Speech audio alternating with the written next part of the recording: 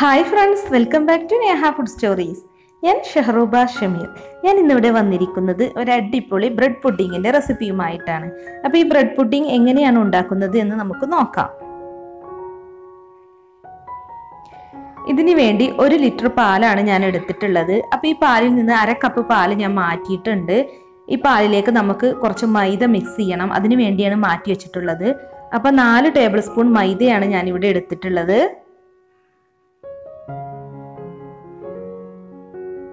ഇനി ഈ മൈദയിലേക്ക് നമ്മൾ മാറ്റി വെച്ചിട്ടുള്ള 1/2 കപ്പ് പാലൊഴിച്ച് നല്ലവണ്ണം ഒന്ന് മിക്സ് ചെയ്യുക. അപ്പം സാധാരണ നമ്മൾ പുഡിംഗ് ഉണ്ടാക്കാനായിട്ട് ജലാറ്റിനോ ചൈന ഗ്രാസോ അതൊന്നും അല്ലെങ്കിൽ കോൺഫ്ലോറോ ആണ് യൂസ് ചെയ്യാറ്. പക്ഷെ ഞാനിന്നിപ്പോൾ മൈദ വെച്ചാണ് നമ്മുടെ ബ്രെഡ് പുഡിംഗ് ഉണ്ടാക്കുന്നത്. പാല് നല്ലവണ്ണം ഒന്ന് തിളപ്പിച്ചെടുക്കണം. അപ്പോൾ നമ്മളിതൊന്ന് ഇളക്കി കൊടുത്തുകൊണ്ടിരിക്കുക. അപ്പോൾ ബ്രെഡ് പുഡിംഗ് ഉണ്ടാക്കാനായിട്ട് ആദ്യം തന്നെ നമുക്കൊരു വൈറ്റ് സോസ് ഉണ്ടാക്കണം. അപ്പോൾ അതിന് വേണ്ടിയാണ് ഇപ്പോൾ ഈ പാൽ ഇവിടെ തിളപ്പിച്ചെടുക്കുന്നത്. ഇനിയിപ്പോൾ ഇതിലേക്ക് 6 ടേബിൾ സ്പൂൺ പഞ്ചസാര ചേർത്ത് കൊടുക്കാം. അപ്പോൾ പഞ്ചസാരയുടെ അളവ് വേണമെങ്കിൽ നിങ്ങൾക്ക് കൂട്ടുകയോ കുറക്കുകയോ ഒക്കെ ചെയ്യാം. അത് ഓരോരുത്തരുടെ ഇഷ്ടത്തിനനുസരിച്ചാണ്.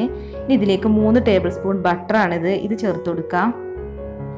പിന്നെ 1 ടീസ്പൂൺ വാനില എസൻസും കൂടി ചേർക്കണം. നല്ലൊരു ഫ്ലേവർ കിട്ടും നമ്മുടെ പുഡിങ്ങിന്. പിന്നെ വേണ്ടത് കണ്ടൻസ്ഡ് മിൽക്കാണ്. ഞാനിവിടെ അമൂലിൻ്റെ മിത്തായി മേറ്റാണ് എടുത്തിട്ടുള്ളത്. അപ്പോൾ ഇത് 200 ml ആണ് നമുക്ക് വേണ്ടത്. ഇത് 400 ml ടിന്നാണ്. അപ്പോൾ 200 ml മതി. ഈ കണ്ടൻസ്ഡ് മിൽക്ക് ചേർത്ത് കഴിഞ്ഞാൽ നമ്മൾ നന്നായി ഒന്ന് മിക്സ് ചെയ്ത് കൊടുക്കണം, അല്ലെങ്കിൽ അടി പിടിക്കാൻ സാധ്യത ഉണ്ട്. അപ്പോൾ പഞ്ചസാര മെൽറ്റായി വരണം, അതുപോലെ ബട്ടറും മെൽറ്റായി വരണം.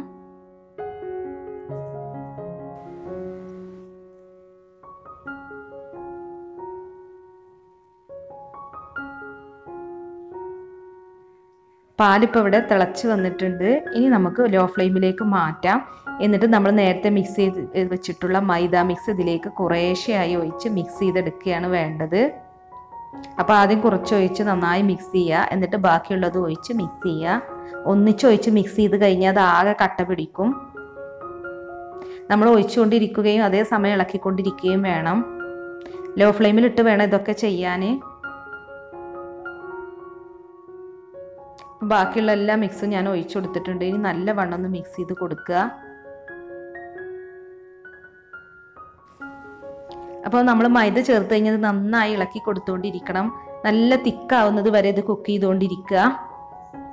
ഒരു മീഡിയം ഫ്ലെയിമിലിട്ട് കുക്ക് ചെയ്താൽ മതിയാവും. പക്ഷെ നമ്മൾ നന്നായി ഇളക്കി കൊടുത്തുകൊണ്ടിരിക്കണം. തിക്ക് കൺസിസ്റ്റൻസി ആകുമ്പോൾ നമുക്ക് ഫ്ലെയിം ഓഫ് ചെയ്യാം. എന്നിട്ട് ഇത് വാങ്ങി വെക്കാം. എന്നിട്ട് തണുത്തതിന് ശേഷമാണ് അത് യൂസ് ചെയ്യാൻ.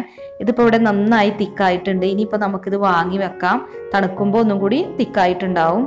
അപ്പോൾ ഞാൻ ഈ പുഡിംഗ് ഉണ്ടാക്കാനായിട്ട് 1 പാക്കറ്റ് ബ്രെഡാണ് എടുത്തിട്ടുള്ളത്. അപ്പോൾ ഇതിൻ്റെ 4 സൈഡും നമുക്കൊന്ന് കട്ട് ചെയ്ത് കളയണം. സാധാരണ ബ്രെഡ് പുഡിംഗ് ഉണ്ടാക്കുമ്പോൾ ടോപ്പിംഗ് ആയി ക്രീം ബീറ്റ് ചെയ്തതാണ് യൂസ് ചെയ്യാറ്. അപ്പോൾ ക്രീം ബീറ്റ് ചെയ്തതൊന്നും എല്ലാവർക്കും കിട്ടില്ല. അതുകൊണ്ടാണ് ഞാനിപ്പോൾ വൈറ്റ് സോസ് യൂസ് ചെയ്യുന്നത്. അപ്പോൾ ഇതിൻ്റെ അരികുവശമൊക്കെ കട്ട് ചെയ്തെടുത്തിട്ടുണ്ട്. ഇത് മാറ്റി വെക്കാം. അപ്പോൾ എല്ലാ ബ്രെഡിൻ്റെയും 4 വശവും ഞാൻ കട്ട് ചെയ്ത് മാറ്റിയിട്ടുണ്ട്. ഇനിയിപ്പോൾ നമ്മൾ ഏത് പാത്രത്തിലാണോ പുഡിംഗ് സെറ്റ് ചെയ്യുന്നത് അതിൽ നിറച്ച് ബ്രെഡ് വെച്ച് കൊടുക്കാം ആദ്യം. അപ്പോൾ നമുക്ക് ഇഷ്ടമുള്ള ഷേപ്പിൽ ബ്രെഡ് കട്ട് ചെയ്ത് വെക്കാം കേട്ടോ.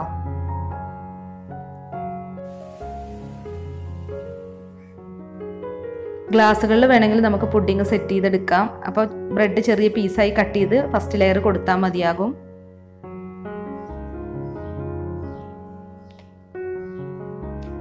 ഇപ്പോൾ ബ്രെഡൊക്കെ ഞാൻ ഫുള്ള് സെറ്റ് ചെയ്തെടുത്തിട്ടുണ്ട്. ഇനിയിപ്പോൾ നമ്മുടെ സോസ് ഇവിടെ തണുത്തിട്ടുണ്ട്. ഞാൻ സോസ് തണുത്തതിന് ശേഷം ഫ്രിഡ്ജിൽ വെച്ച് ഒന്നും കൂടി തണുപ്പിച്ചെടുത്തിട്ടുണ്ടായിരുന്നു. ഇനി നമുക്ക് ഇതിൻ്റെ മുകളിലേക്ക് ഈ സോസ് ഒഴിച്ചു കൊടുക്കാം. അപ്പോൾ നമുക്ക് ഫ്രഷ് ക്രീം ഒന്നും ഉണ്ടാക്കേണ്ട ആവശ്യമില്ല. ഈ സോസ് തന്നെ ഒഴിച്ചാൽ മതിയാകും. എന്നാലും നല്ല ടേസ്റ്റ് ആയിരിക്കും നമ്മുടെ പുഡിങ്ങിന്. അപ്പോൾ നമ്മൾ ഉണ്ടാക്കി വെച്ചിട്ടുള്ള അത്രയും ക്രീം ഇതിൻ്റെ മുകളിലേക്കായി ഒഴിച്ചു കൊടുക്കാം. പിന്നെ ഈ പുഡിങ് കട്ട് ചെയ്ത് കഴിക്കാൻ പറ്റില്ല കേട്ടോ. നമ്മൾ സ്പൂൺ കൊണ്ട് കോരി കഴിക്കാൻ പറ്റുന്ന രൂപത്തിലായിരിക്കും ഈ പുഡിങ്. ഇനിയിപ്പോൾ നമ്മുടെ പുഡിങ് ട്രേ ഒന്ന് തട്ടി കൊടുക്കാം. സോസ് എല്ലാ ഭാഗത്തും ഒരുപോലെ ആകാൻ വേണ്ടിയാണ് ഇങ്ങനെ തട്ടി കൊടുക്കുന്നത്. ഇനി നമുക്ക് കുറച്ച് ചെറി വെച്ചതൊന്ന് ഗാർണിഷ് ചെയ്യാം. ഞാനിവിടെ ചെറുതായി കട്ട് ചെയ്തെടുത്തിട്ടുണ്ട് ചെറി. അപ്പോൾ എന്ത് ഫ്രൂട്ട്സ് ഉപയോഗിച്ച് നമുക്കത് ഗാർണിഷ് ചെയ്യാം. ഡ്രൈ ഫ്രൂട്ട്സ് വെച്ചൊക്കെ ഗാർണിഷ് ചെയ്യാം. അതൊക്കെ നമ്മുടെ ഇഷ്ടത്തിനനുസരിച്ച് ചെയ്യാവുന്നതാണ്.